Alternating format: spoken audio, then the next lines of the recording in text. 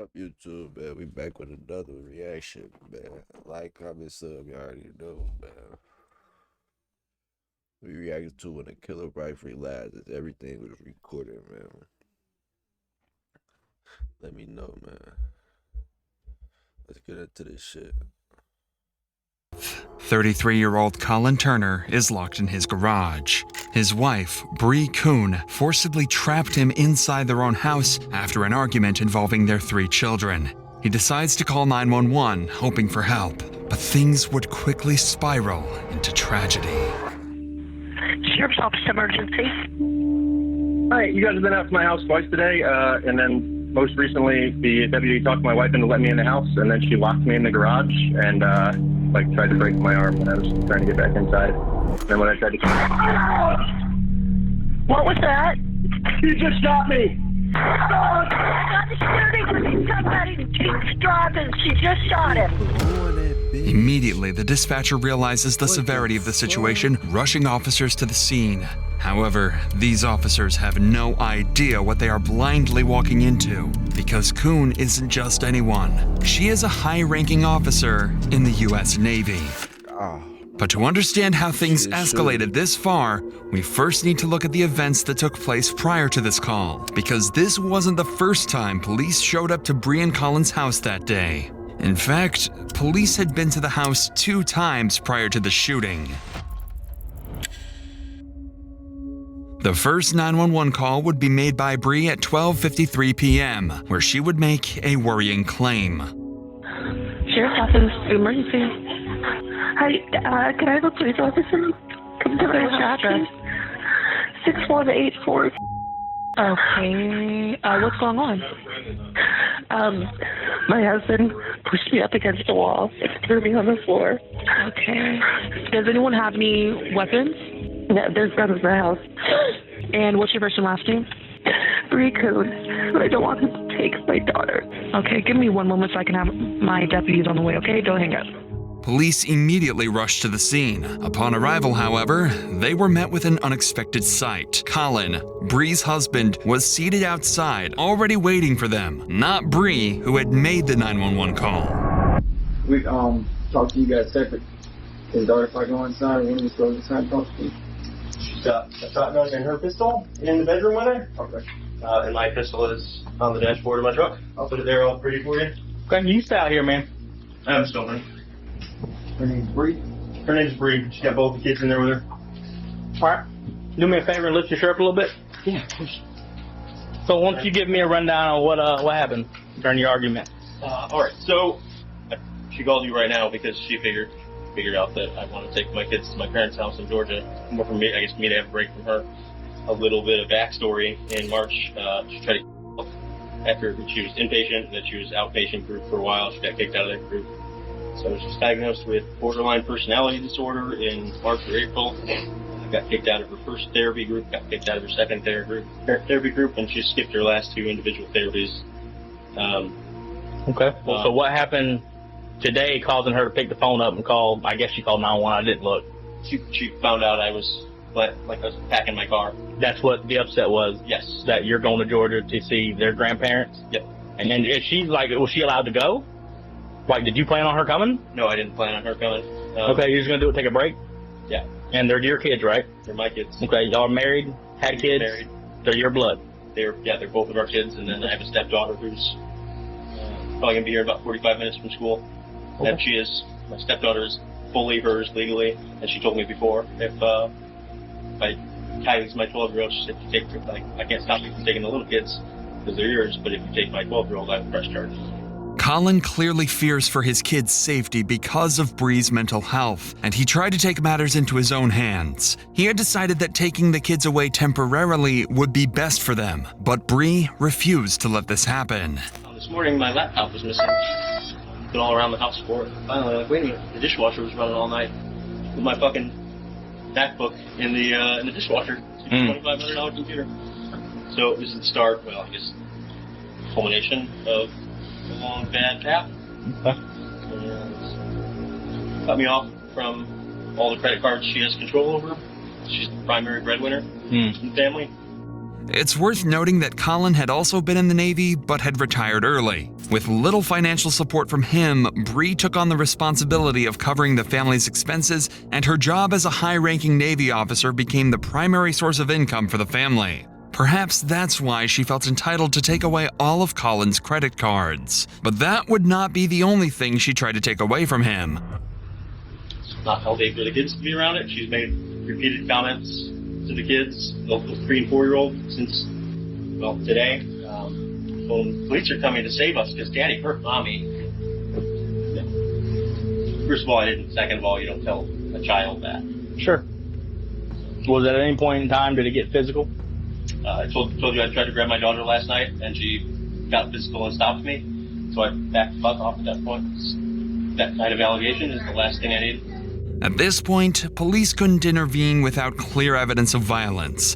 Colin denied laying hands on Bree, and with no visible injuries, signs of a struggle, or immediate threat, officers decided to leave the residence. But just before they left, Colin made a chilling remark.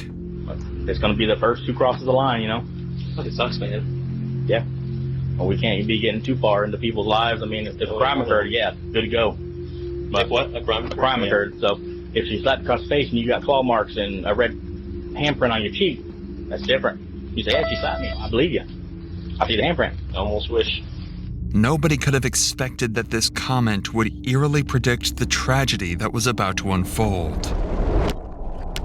That shit be, bro. These females be crazy, bro. Dispatch would receive a second call at 5 p.m., just 4 hours after the initial one. But this time, from Colin. My wife has locked all the doors and said I'm not allowed to come in. So I'm outside with my daughter screaming because she wants to go inside and I can't. Okay, what's your... Yeah, y'all have already been out here once today. Yeah, and you said that now your wife is not allowing you to come outside? Come inside, yeah. Come inside the home? Yeah. Okay.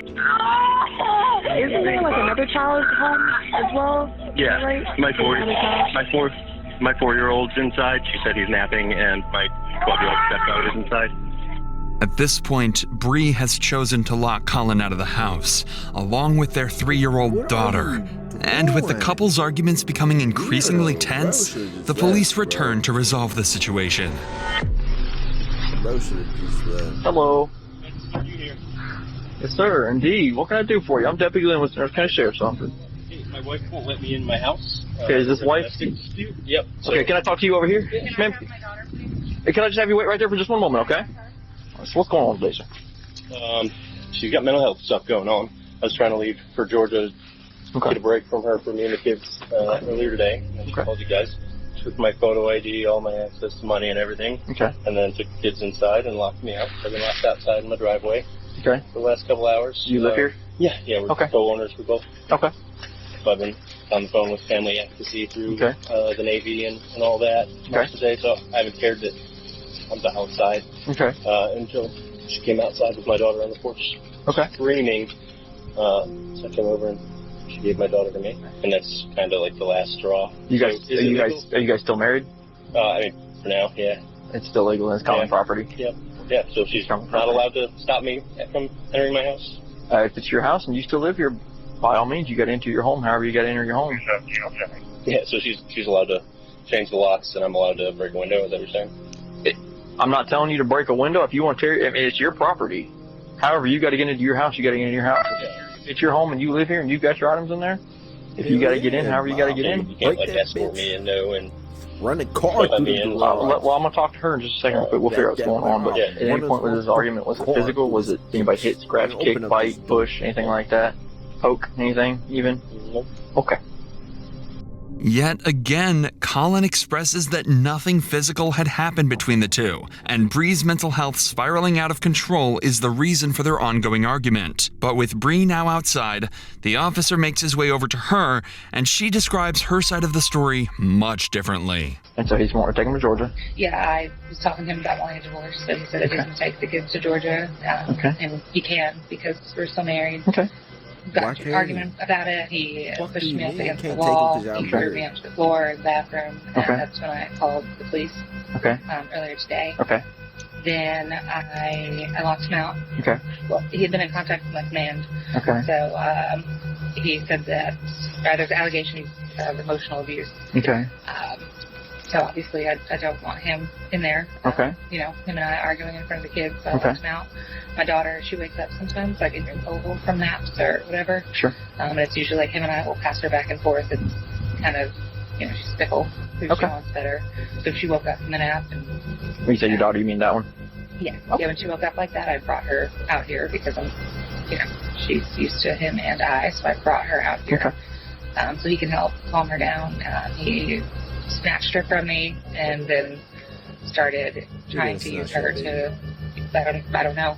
Okay. He said, she doesn't want to come in the house. I'm like, Daddy's there. Okay. Being manipulative. Okay. It's not a good environment. You cannot be his house too, right? Baby like He lives here too? Go to the We can't lock each other out of the house. I mean, if we do, he's got every right to enter the house however he's got to enter the house. Yeah, okay. And same thing, if we change the locks, he's got every right to get in the house however he's got to get in the house, okay? If he lives here, he's got property here.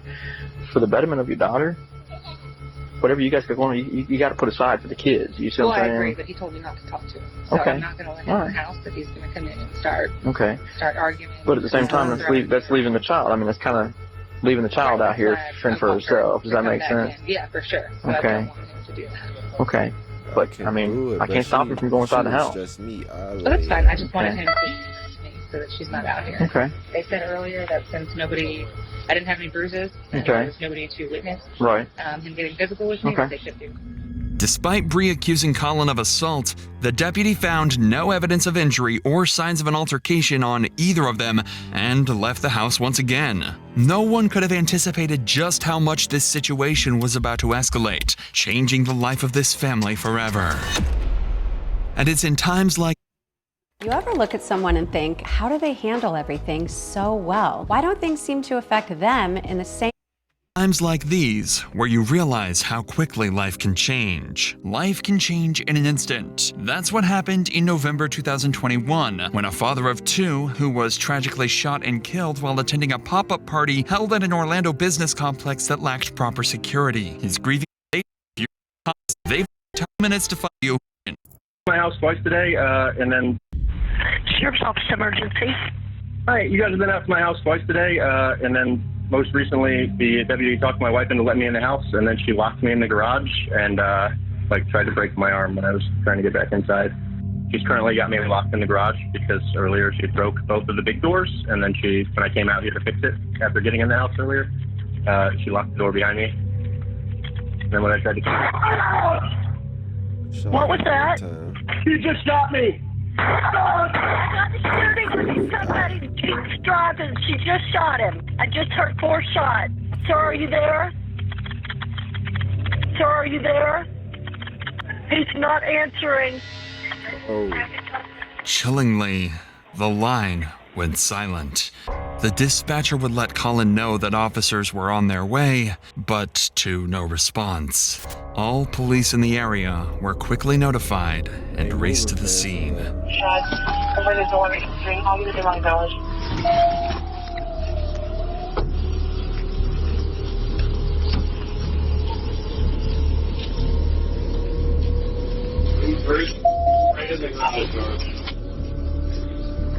Anybody else in there? Can we open this? Police would arrive just minutes later, but by then, it would be too late. Colin was found deceased in the garage, lying in a pool of his own blood. While forensic investigators processed the scene, other officers secured Bree, who appeared to be in a state of shock. This is Deputy Officer. It's okay. Nah, don't act like you in shock. Are you in shock? Well, do me a favor. Can you, if they're working on it right now. Okay. I need you to go with this deputy, have her see her car. She's going to hang out. Take her. I'll get EMS to come check her out. She's the shooter. Where's your kids at? Right, that's my oldest right there. Okay. She's 12. Her dad's name is Runner. He's in the D. Okay. All right, have a seat. Have a seat. I don't know yet, man. I just got here. Oh, don't cry now. No, I'm fine. That's just my kids. husband. Don't cry now. Kids in the house? No, they're with the neighbor. He was dead. I saw him and I tried to help, but he was dead. Okay, well, let's not talk about that right now, okay? My kids don't have a dad or a mom now. Now you want to think about it. Right? Alright. So right now, we're just going to do this for right now, okay? For your safety, for ours, okay? I'm a murderer. Listen to me. You're not under arrest right now. You're being behind. No, you should arrest me. I killed my husband. Bree immediately tells the officers that she's the one who shot Colin, unsure if he's still alive. She appears stunned and confused. She then says the children are at the neighbor's house, and officers go to verify their safety. Hello, Mr. Jinx? I'm sorry, Mr. Curtis? Yes, sir. Okay, we're on Jinx. I'm sorry about that. That's all right. You have the 3 children over here that belong to Bree? Yes. Okay. They're here. Are they okay? Can I put my eyes on them real quick? Yes. I think she saw it. She's in a crying ball and her eyes out right now. He says that she brought them over about 5 minutes ago. No more than about 5 minutes ago. So, she didn't kill I them don't know in which front one of of the the children fucking saw it. The kids. 2 little ones Fucking aren't lady. crying or upset. But Are the you 12-year-old, cool? 13-year-old, I think it is. We'll get She's obviously upset, so she's obviously seen something. I'm not talking to her. Yeah. She's sitting there on the couch. I was just making sure we have victims out. Yes, they're coming. With the kids safe and accounted for, Bree is taken to the police station for formal questioning. Though she'd confessed on body cam to shooting Colin, detectives knew that an informal admission alone might not hold up strongly in court, especially given Bree's position as a high-ranking Navy officer. Their goal now was simple: to get Bree's confession documented on record and remove any room for doubt or manipulation later on. But as soon as the interview began, Bree completely changed her story.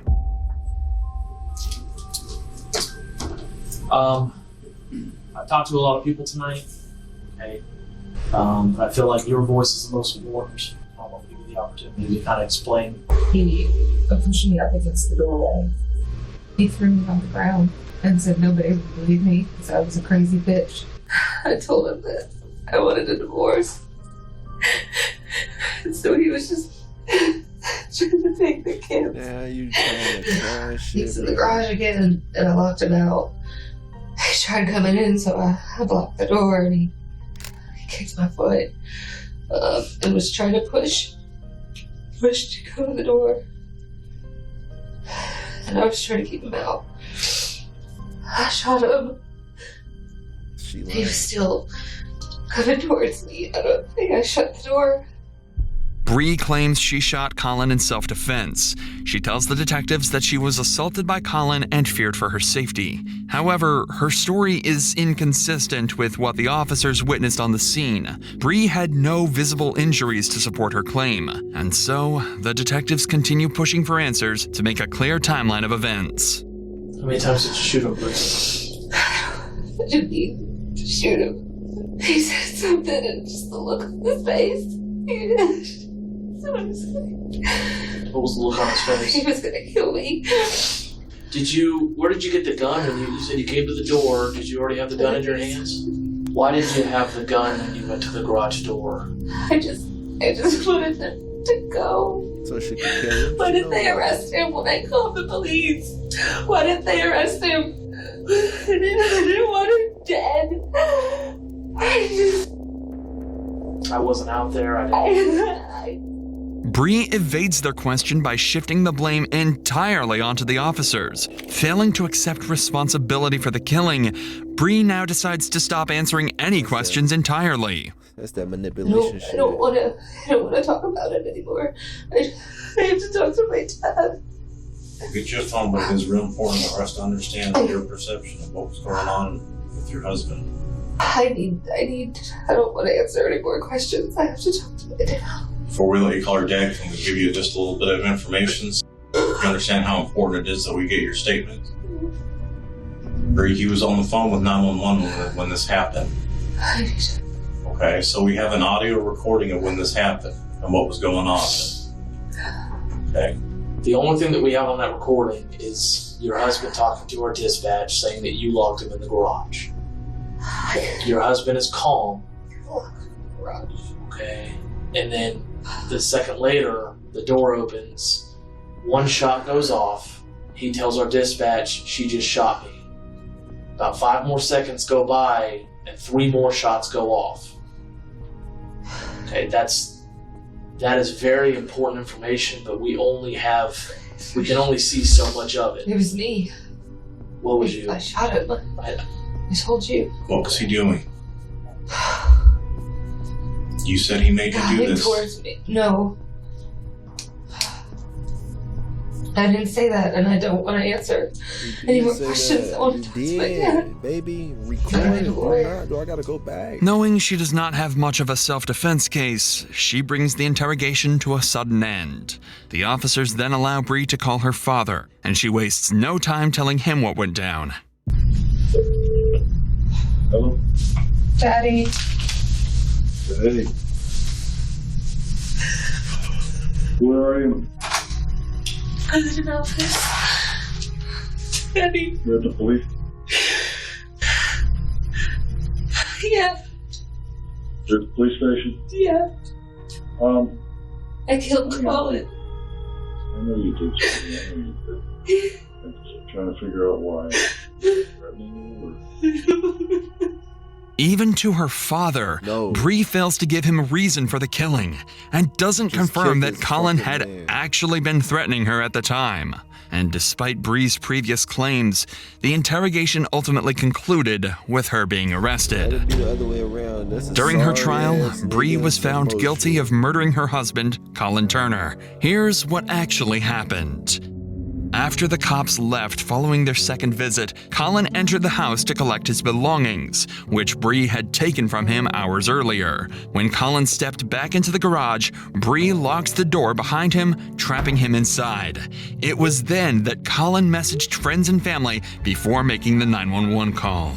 During the call, Bree returned, opening the door with a gun in her hand. While Colin was still on the phone and Bree stood behind him, she fired 4 shots into his back, leaving him with no chance of survival. In September 2024, Bree Kristen Kuhn was convicted of first-degree premeditated murder and sentenced to life in prison without the possibility of parole. Chat, how y'all feel about that? I feel like I put that bitch under the bus, man, under the jail. Let that bitch rot. That bitch sick. That bitch couldn't handle herself. That's some lame shit. Like, comment, sub, man. Let me know what y'all want me to react to the next one. We out.